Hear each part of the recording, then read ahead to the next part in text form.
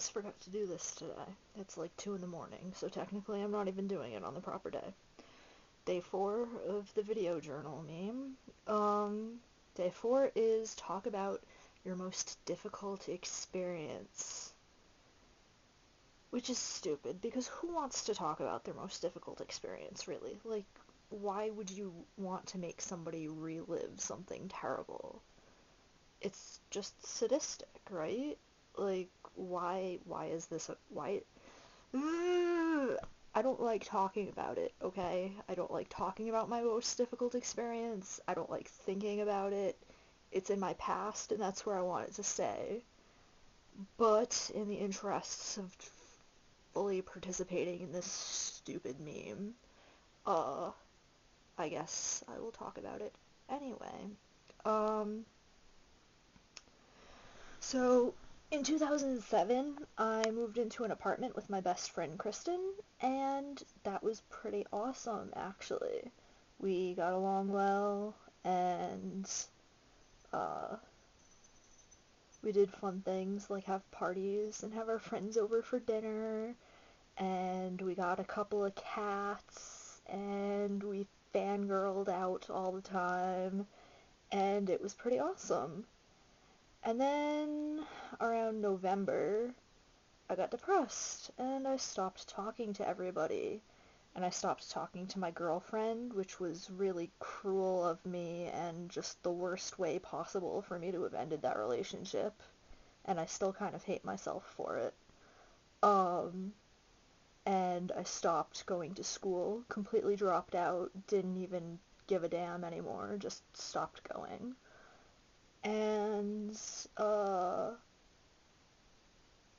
and our lease went on until May, and as the months dragged on, and I got more depressed, and then she got depressed, and then we started picking at each other.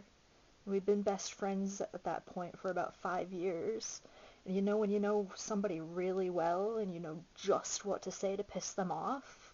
We were doing that to each other constantly. And then in May, when the lease was up, the day I moved out of the house, she called me on the phone and she said she never fucking wanted to talk to me again and that we were done. And I didn't really know what to say to that because she did have a reason to be mad at me. I wasn't as responsible as I could have been, but the primary reason she was mad at me wasn't even something I did. It was something a mutual friend of ours did. And it really wasn't fair of her to take it out on me like that. And at that point, I was moving from the apartment I had shared with her into an apartment I had to share with my brother and his girlfriend and two of their friends. And I didn't have the internet, and I didn't have any way to get into town because we were living basically on the outskirts of town, like too far away for me to walk anywhere. And and I didn't have Kristen to talk to anymore. And not a lot of people felt like coming all the way out there to visit me. And and I was horribly, horribly depressed, and it was terrible. It was probably one of the worst summers of my life, if not the worst summer of my life. I spent most of my time either drunk or high or planning to get drunk or high or seriously contemplating ways to kill myself. And I had a plan. I had a whole plan to kill myself that probably would have worked if I had ever implemented it, but I was too much of a pussy to go through with it. So I just was miserable, really just miserable, almost that entire summer. There were a couple of bright spots. I wasn't completely alone the whole time. I did get out to see my friends sometimes, and that was the summer my friends paid somebody to take me on a date for my birthday, because that's how sad and pathetic and lonely I was.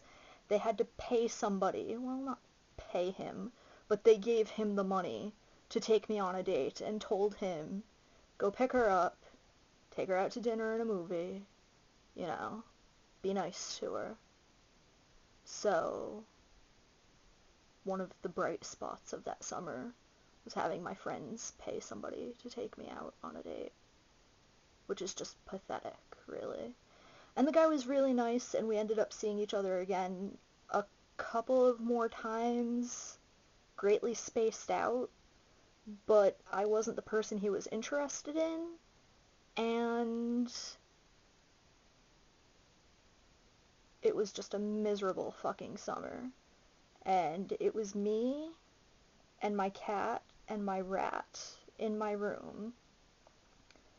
And then there were 4 other human beings, 11 pit bulls, because my brother's pit bull had a litter of 10 puppies. So there were 10 pit bull puppies stinking the fuck out of the kitchen in the living room. And a gigantic fucking iguana. And that was everybody living in that house.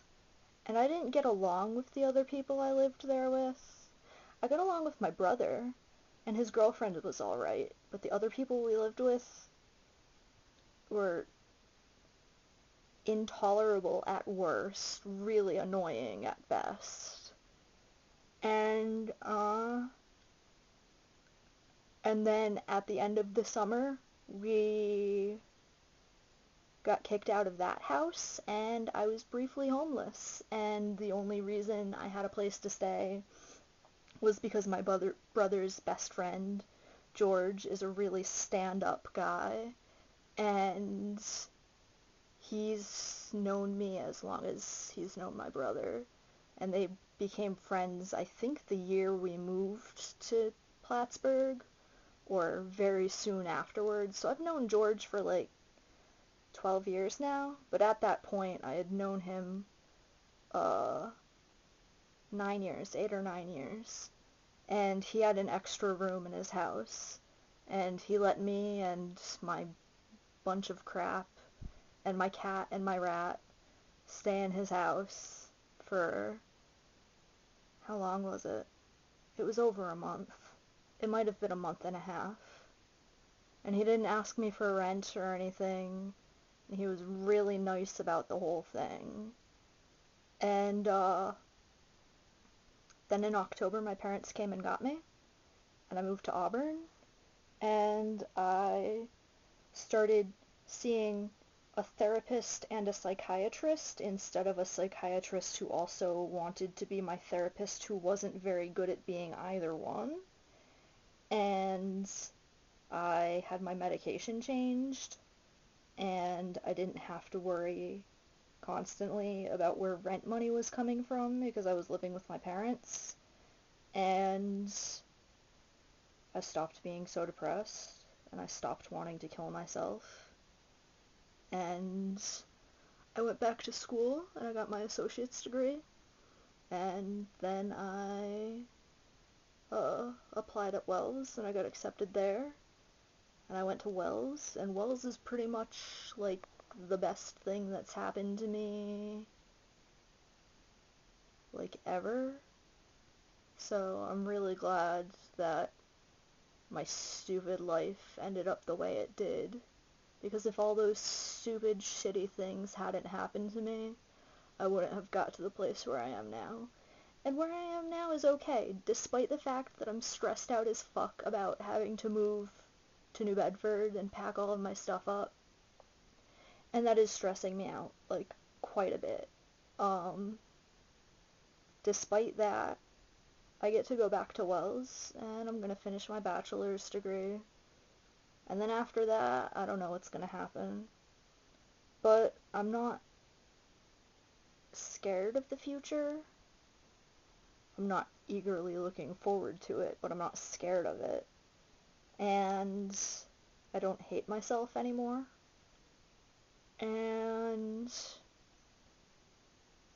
things are okay.